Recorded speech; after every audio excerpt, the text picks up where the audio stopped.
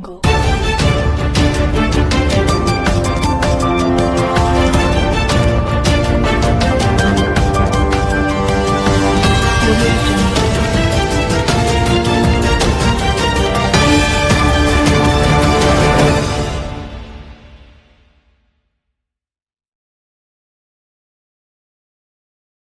ସାହିତ୍ୟର ବରେଣ୍ୟ ଶାଶ୍ୱତ ସାଧକ ସଭାକବି ଗଙ୍ଗାଧର ମେହେରଙ୍କ ଶ୍ରାଦ୍ଧ ଶତବାର୍ଷିକୀ ମହୋତ୍ସବ ଏବଂ ଭୁଲିଆ ଜାତି ମହାସଭାର ଶତବାର୍ଷିକୀ ପାଳନ କରିବା ପାଇଁ ନିଖିଳ ଓଡ଼ିଶା ମେହେର ଭୁଲିଆ ସମାଜ ତରଫରୁ ଆଗାମୀ ନଭେମ୍ବର 24ରୁ ନଭେମ୍ବର 27 ପର୍ଯ୍ୟନ୍ତ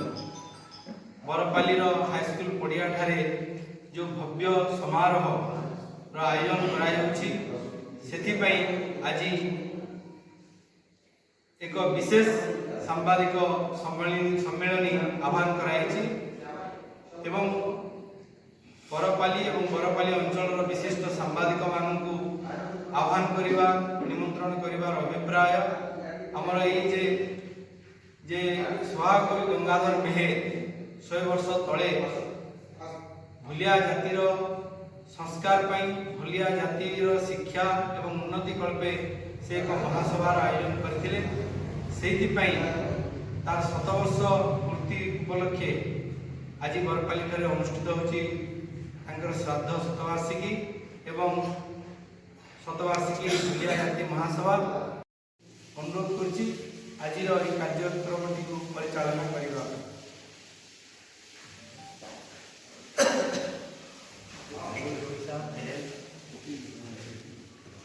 ନିଖିଲ ଓଡ଼ିଶା ମେହେର ଭୁଲିଆ ସମାଜ ତରଫରୁ ଆଜି ଉପସ୍ଥିତ ଥିବା ଆପଣମାନଙ୍କୁ ସମସ୍ତ ସାମ୍ବାଦିକ ବନ୍ଧୁମାନଙ୍କୁ ମୁଁ ହାର୍ଦ୍ଦିକ ଅଭିନନ୍ଦନ ଏବଂ ସ୍ୱାଗତ ଜଣାଉଛି। ବରପାଲି ସଭାକବି ଗଙ୍ଗାଧର ମେହେରଙ୍କର ଜନ୍ମମାଟିରେ ତାଙ୍କର 100 ବର୍ଷ ତିରୋଧାନର ମୃତ୍ୟୁ ଉପଲକ୍ଷେ ଏବଂ 100 ବର୍ଷ ତାଙ୍କର ଯେଉଁ ପ୍ରଥମ ମହାସଭା ଭୁଲିଆ ମହାସଭା 100 ବର୍ଷ ଶତବାର୍ଷିକୀ ଶ୍ରାଦ୍ଧ ମହାସଭା ଏବଂ ଶତବାର୍ଷିକୀ ଶ୍ରାଦ୍ଧ ମହୋତ୍ସବ ଏବଂ ଜାତି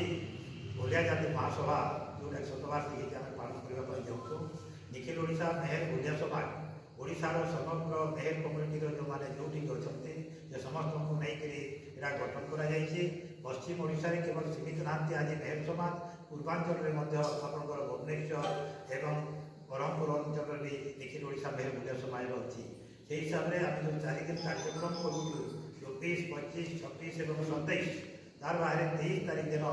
ଗୋଟେ କାର୍ଯ୍ୟକ୍ରମ ଅଛି ମା ଭଉଣୀମାନଙ୍କର ସେଦିନ କଳସ ଯାତ୍ରା ଆରମ୍ଭ ହେବ ଏବଂ 24 ତାରିଖ ଦିନ ଆମେ କହୁଛୁ ତାର ଉଦ୍ଘାଟନ ଉତ୍ସବ। ଯେଉଁ ଉଦ୍ଘାଟନ ଉତ୍ସବରେ ମାନ୍ୟବର ରାଜ୍ୟପାଳ,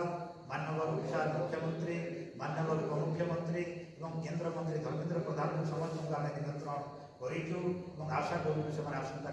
ପରଦିନ ସମସ୍ତେ ଯୋଗଦେବେ କାର୍ଯ୍ୟକ୍ରମରେ। ଗୋଟେ ଭବ୍ୟ କାର୍ଯ୍ୟକ୍ରମ ହେବ ଏବଂ ଗଙ୍ଗାଧର ମେହେର ଯିଏକି ଆମ ସମସ୍ତଙ୍କର ପୂଜ୍ୟ ଏବଂ ଓଡ଼ିଆ ସାହିତ୍ୟ ପ୍ରେମୀ ଏବଂ ପଶ୍ଚିମ ଓଡ଼ିଶାର ସମସ୍ତ ଜନମାନସର ପ୍ରତୀକ ଯିଏ ଗଙ୍ଗାଧର ମେହେର ତାଙ୍କର ସମସ୍ତ କାର୍ଯ୍ୟକ୍ରମରେ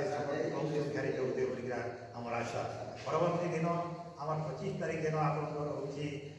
ବୁଣାଳୀମାନଙ୍କର ଏକ ସମାବେଶ ହେବ। ଯେହେତୁ ଏ ଅଞ୍ଚଳର ବୁଣାକାରମାନଙ୍କର ବିଶେଷ ପ୍ରକାର ସମସ୍ୟା ଅଛି, ବହୁତ ପ୍ରକାର ସମସ୍ୟା ଅଛି। ସେହିଦିନ ଓଡ଼ିଶା ଟେକ୍ସଟାଇଲ ମିନିଷ୍ଟର ଯିଏ ଅଛନ୍ତି ତାଙ୍କୁ ଆମେ ନିମନ୍ତ୍ରଣ କରୁଛୁ, ବହୁତ ମାନ୍ୟଗଣ୍ୟ ବ୍ୟକ୍ତିଙ୍କୁ ଆମେ ନିମନ୍ତ୍ରଣ କରୁଛୁ। ସେହିଦିନ ସମସ୍ତେ ଉପସ୍ଥିତ ହେଇ ଭୁଲିଆମାନଙ୍କର ଏବଂ ଅନ୍ୟ ଭୁଲିଆମାନଙ୍କର ଯେଉଁ ବୁଣାକାରମାନେ ଅଛନ୍ତି ଗ୍ରାସରୁଟ୍ରେ ସେମାନଙ୍କର ବିଭିନ୍ନ ସମସ୍ୟା ଉପରେ ଆମେ ଆଲୋଚନା କରିବୁ ଏବଂ ତାପରେ ଆରମ୍ଭ ହେବ ଗଙ୍ଗାଧରଙ୍କ ସାହିତ୍ୟ ଉପରେ ଆଲୋଚନା କରାଯିବ ଏବଂ ବିଭିନ୍ନ ସାଂସ୍କୃତିକ କାର୍ଯ୍ୟକ୍ରମ କରାଯିବାର କାର୍ଯ୍ୟକ୍ରମ ରହିଛି। ପରବର୍ତ୍ତୀ ଦିନ ଆମର ଯେଉଁ 5 ବର୍ଷରେ ଥରେ ମନୋନୟନ କରାଯାଏ ବା ନିର୍ବାଚନ କରାଯାଏ କାର୍ଯ୍ୟକର୍ତ୍ତା, ସେହି କାର୍ଯ୍ୟକ୍ରମ ଅଛି ଏବଂ ସେଥିରେ ଯେଉଁଦିନ ଉଦ୍ଯାପନ ଉତ୍ସବ ହେବ ସେହିଦିନ ଆମର ଜାତିର ମହାସଭା ଏକ ଐତିହାସିକ ମହାସଭା ଏଠି ଅନୁଷ୍ଠିତ ହେବା ପାଇଁ ଯାଉଛି। ଯେଉଁ ମହାସଭା ଆପଣମାନେ ଜାଣିବେ ଏବଂ ଆପଣଙ୍କ ମାଧ୍ୟମରେ ସମସ୍ତଙ୍କୁ ଜଣାଇଦେବା ପାଇଁ ଚାହେଁ 1924 ମାର୍ଚ୍ଚ ମାସରେ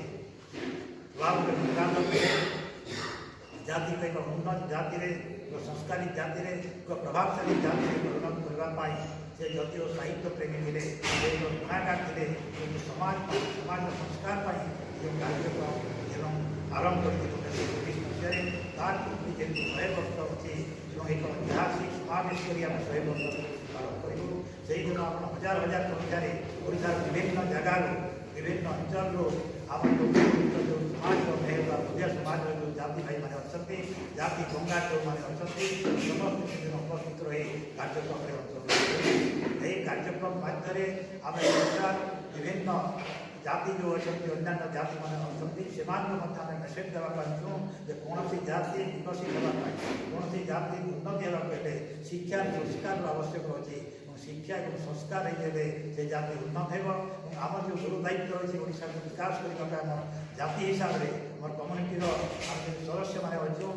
ଓଡ଼ିଶା ମା ମାଟିର କେମିତି ବିକାଶ ହେବ ଭାରତବର୍ଷ କେମିତି ବିକାଶ ହେବ ସେଥିରେ ଆମେ ସହଯୋଗ କରିପାରିବା ଆମର କିଭଳି ଅଂଶ ରହିବ ସେଇଟା ଆମେ ତାର ପ୍ରଚେଷ୍ଟା କରିବୁ। ଆମର ଯେଉଁ କୌଳିକ ବୃତ୍ତି ଅଛି ବାନ୍ଧକଳା ଉପରେ ଯେଉଁ ଅଛି ବାନ୍ଧକଳାରେ ଆମେ ଯେଉଁ ଆଜି ସାରା ବିଶ୍ୱରେ ଗୋଟେ ସ୍ୱତନ୍ତ୍ର ପରିଚୟ ସୃଷ୍ଟି କରିଛୁ ଏବଂ ଏହି ବଳିଆ ଜାତିର ଭାଇମାନେ ଭଉଣୀମାନେ ଯେଉଁମାନେ ବାନ୍ଧକଳାରେ ଆଜି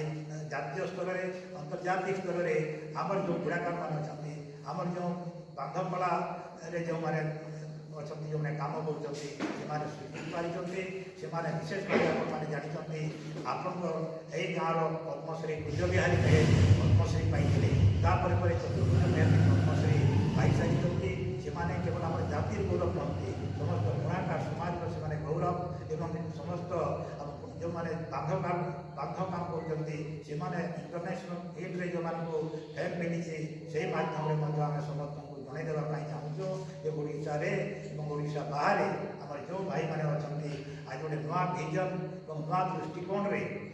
ଏ ଜାତିକୁ ଆଗେଇ ନେବା ପାଇଁ ଏବଂ ଏ ଜାତିକୁ ଜାତି ଭିତ୍ତିକର ନୁହେଁ କିମ୍ବା କୌଣସି ଜାତିଭେଦ କରିବା ପାଇଁ ନୁହେଁ କିନ୍ତୁ ଓଡ଼ିଶା ଏବଂ ଭାରତର ବିକାଶ କରିବା ପାଇଁ ଆମର ଜାତିର କ'ଣ ସହଯୋଗ ରହିପାରିବ ଆମେ କିଭଳି ଆମେ ଆଗେଇ ଯାଇପାରିବା ଏବଂ ବନ୍ଧୁମାନଙ୍କ ସହିତ ମିଶିକରି ଗୋଟେ ନୂତନ ମାନେ ସମାଜ ଗଠନ କରିବା ମାନବ ସମାଜ ଗଠନ କରିପାରିବା ସେଥିରେ ଆମର କି ଦାୟିତ୍ୱ ରହିବ ସେଇଥିପାଇଁ ଆଜି କାର୍ଯ୍ୟକ୍ରମ କରୁଛୁ। ତା ବାହାରେ ବିଭିନ୍ନ ପ୍ରକାର ସାହିତ୍ୟିକ ଯେଉଁମାନେ ଅଛନ୍ତି କଳାକାର ବନ୍ଧୁମାନେ ଯେଉଁ ଅଛନ୍ତି ବିଭିନ୍ନ ଫିଲ୍ଡରେ ଯେଉଁମାନେ କୃତିତ୍ୱ ଅର୍ଜନ କରିଛନ୍ତି ସେଇଭଳି ମାନଙ୍କୁ ଯେଉଁମାନଙ୍କୁ ଏକ୍ସପୋଜିଟର ଆମେ ଦେବୁ ସେମାନଙ୍କୁ ସମ୍ମାନିତ କରିବୁ ଏବଂ ସେହି ସମ୍ମାନିତ କରିବା ଦ୍ୱାରା ଅନ୍ୟମାନେ ବି ପ୍ରଭାବିତ ହୋଇକରି ସେଭଳି ବିଭିନ୍ନ ଦିଗରେ ତାଙ୍କର ପାରଦର୍ଶିତା ଦେଖେଇବେ ବା ପ୍ରଦର୍ଶନ କରିବେ ସେଇ ଆମେ ଆଶା ରଖୁଛୁ। ଏବଂ ଏହି ଅବସରରେ ବରପାଲିର ସମସ୍ତ ଭାଇ ଭଉଣୀମାନଙ୍କୁ ଏବଂ ଓଡ଼ିଶାର ଯେଉଁମାନେ ଗଙ୍ଗାଧର ପ୍ରେମୀ ଅଛନ୍ତି ଯେଉଁମାନେ ସାହିତ୍ୟ ପ୍ରେମୀ ଅଛନ୍ତି ଯେଉଁମାନେ ସାହିତ୍ୟକୁ ଭଲ ପାଆନ୍ତି ଗଙ୍ଗାଧର ମେହେରଙ୍କୁ ଭଲ ପାଆନ୍ତି ତାଙ୍କ କବିତାକୁ ଭଲ ପାଆନ୍ତି ସେ ସମସ୍ତଙ୍କୁ କେବଳ ଯେ ଜାତି ଗଙ୍ଗାଙ୍କ ଯୋଗ ଦେବେ ନୁହେଁ ଶ୍ରାଦ୍ଧ ଶତବାର୍ଷିକ ଯେଉଁଗୁଡ଼ା ହେଉଛି ଜାତି ଧର୍ମ ନିର୍ବିଶେଷରେ ଅଞ୍ଚଳ ନିର୍ବିଶେଷରେ ସମସ୍ତେ ଯୋଗ ଦେବା ପାଇଁ ଆଜି ନିଖିଲ ଓଡ଼ିଶା ମେହେର ପୂଜା ସମାଜ ତରଫରୁ ମୁଁ ଆପଣମାନଙ୍କ ମାଧ୍ୟମରେ ବିନମ୍ର ନିବେଦନ କରୁଛି ଅନୁରୋଧ ରହୁଛି ଏବଂ ବିଶେଷ କରି ବରପାଲି ମାଟିରେ ଯେହେତୁ ହେଉଛି ବରପାଲି ଗାଁରେ ଯେଉଁଠି କାର୍ଯ୍ୟକ୍ରମ ହେଉଛି ବରପାଲିର ଆବାଳ ବୃଦ୍ଧବନିତା ଯେ ଯେଉଁଠି ଥାନ୍ତୁ ନା କାହିଁକି ଆଉ ସମସ୍ତଙ୍କୁ ଆମେ ଆହ୍ୱାନ କରୁଛୁ ସମସ୍ତେ ଆସି ଆମକୁ ସହଯୋଗ କରିବେ ଉପସ୍ଥିତ ରହିବେ ଏବଂ 5 ଦିନ ଯେଉଁ କାର୍ଯ୍ୟକ୍ରମ ରହିବ 5 ଦିନ କାର୍ଯ୍ୟକ୍ରମରେ ସେମାନେ ସାମିଲ ହୋଇ ଆମକୁ ସହଯୋଗ କରିବେ ଏହି ନିବେଦନ ରଖି ରହୁଛି। ଏଇଟା ମୋର ଆପଣମାନଙ୍କ ଜରିଆରେ ସମସ୍ତଙ୍କୁ ନିବେଦନ। ଧନ୍ୟବାଦ।